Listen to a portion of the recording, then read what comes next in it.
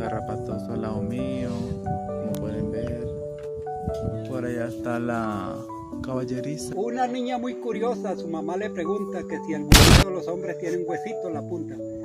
La mamá entre carcajadas y risa le contesta: hija, no sea tonta, esta es pura carne maciza.